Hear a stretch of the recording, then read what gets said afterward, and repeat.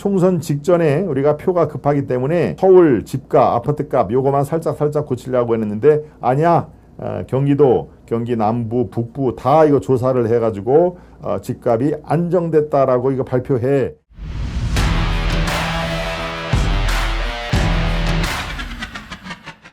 문재인의 집값 통계 조작 총선 직전 수도권으로 확대를 했었다 하는 얘기입니다. 참 문재인의 통계 조작 그리고 가짜 뉴스로 이른바 주연이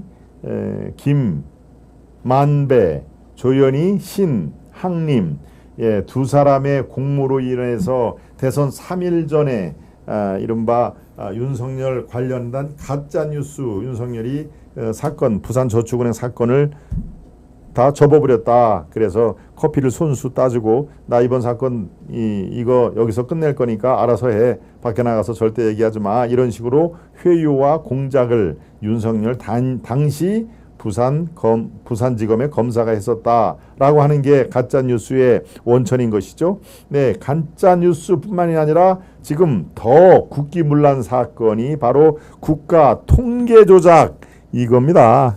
가짜뉴스도 뭐 마찬가지로 지금 제가 오늘 오전에 갔다 온 국회가 가짜뉴스 근절을 위한 법과 제도 개선 공청회 지금 거기에 제가 다녀왔지요. 거기가 좀 국회와 정치권이 아주 한 몸으로 가짜뉴스 척결을 위해서 지금 이 지혜를 모은 그런 상황인데요.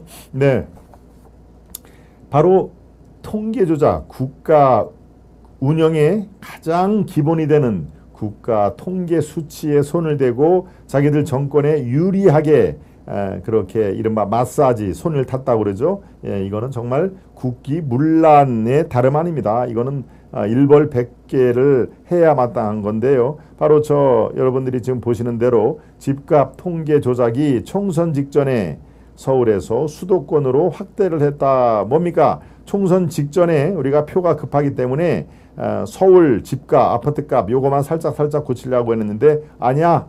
경기도, 경기 남부, 북부 다 이거 조사를 해가지고 집값이 안정됐다라고 이거 발표해 라고 하는 게 바로 통계 조작의 핵심 내용입니다. 감사원의 수사 요청 현황 왼쪽에 있었죠. 네, 주택, 소득, 고용 이런 거에 대해서 감사원의 수사 요청이 주택 관련된 게 6개. BH의 수사 요청 관련된 그리고 국토부 세건 이렇게 요 밑에 이제 소득은 소득 주도 성장 그거에 대해서 감사원이 지금 직무 감찰을 아주 고강도로 지금 하고 있는데 그 건수를 지금 얘기를 한 거고요. 문재인 정부 당시 통계 관련 주요 사건 이것을 여러분들이 살펴보면 얼마나 심각한 사안인지 아마 알 수가 있을 것입니다. 김현미 국토교통부 장관이 문재인 정부서 집값이 11% 올랐다 하는 얘기를 2020년 7월에 대정부 질문에서 국회 본회의상에서 얘기를 한 건데요. 그런데 경실련에서는 문재인 대통령 취임 뒤 아파트 값이 52% 올랐다 하는 얘기입니다. 즉 8월 3일 김현미가 얘기를 하고 나서 불과 한 2주 뒤에 기자회견을 통해서 김현미는 문재인 정부 집값이 11%밖에 안 올랐다. 즉 집값이 안정이 돼 있다라는 걸 강조를 하기 위한 건데 경실련이 아니다. 무슨 소리냐. 문 대통령 취임 뒤 아파트 값은 절반이나 올랐다. 즉 52%나 올랐다라는 것을 조목조목 얘기를 해준 겁니다.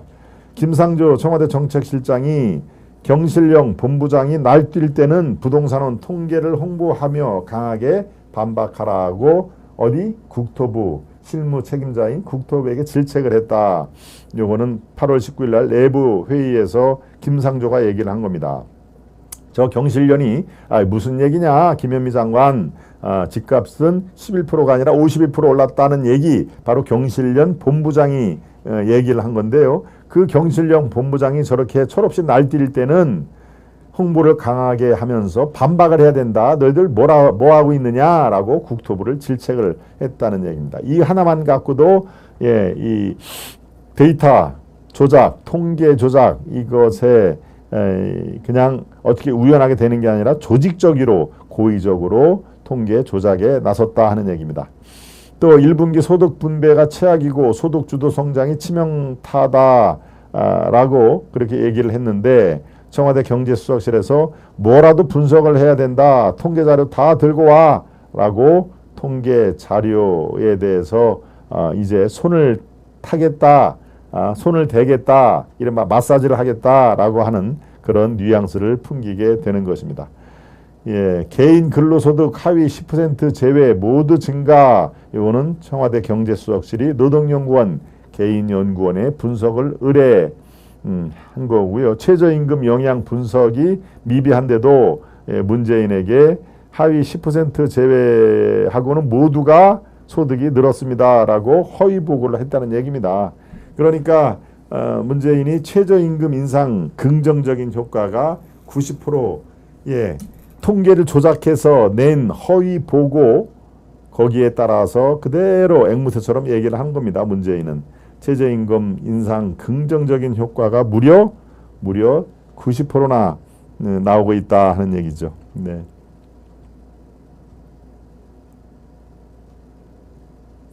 박베드로님, 네, 호빵찐빵님, 뉴스 듣다 보면 민주당 인사들 거짓말에 뇌분열이 일어날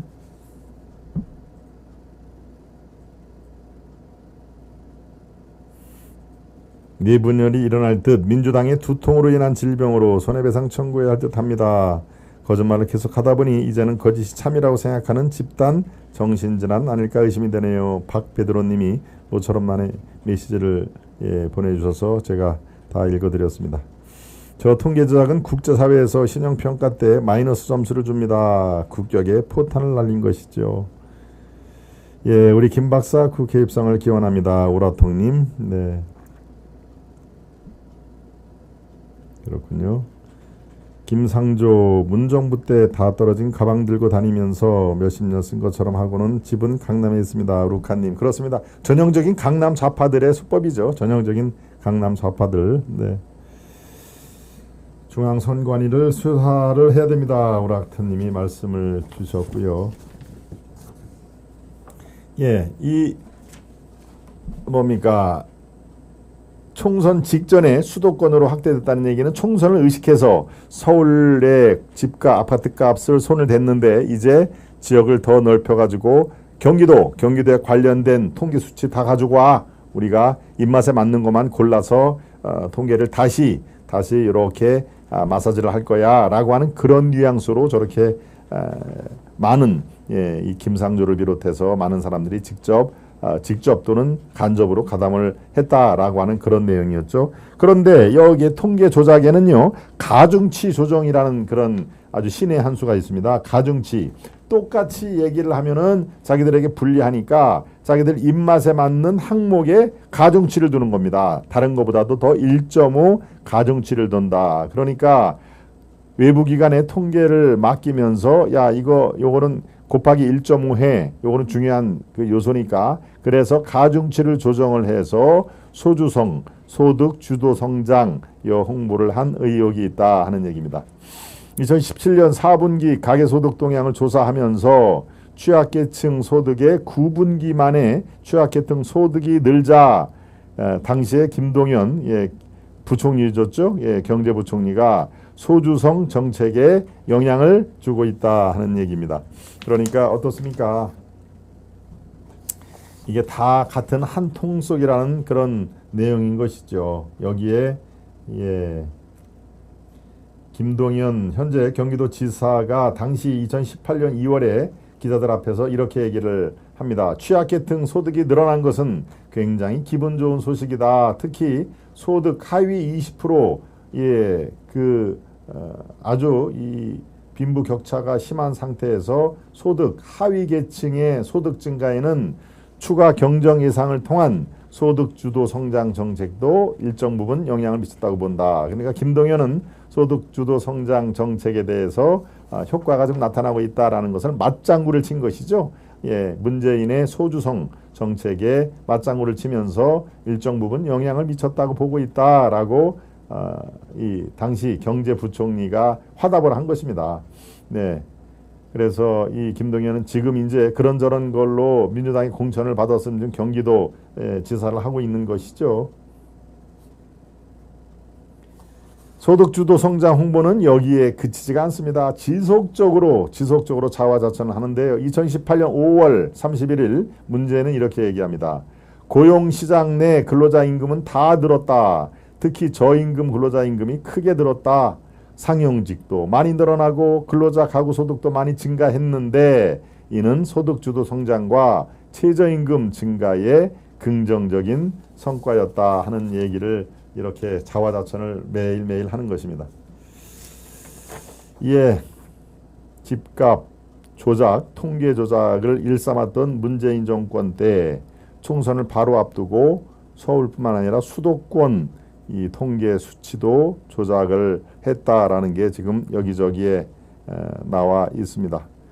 김상조와 장하성 아들 마약 관련이 합리적인 의심이 듭니다. 우리 금숙님이 김상조와 장하성의 아들 마약 관련 네. 뻔뻔함의 극치입니다. 우리 루카님이 장하성 김상조를 언급을 했습니다.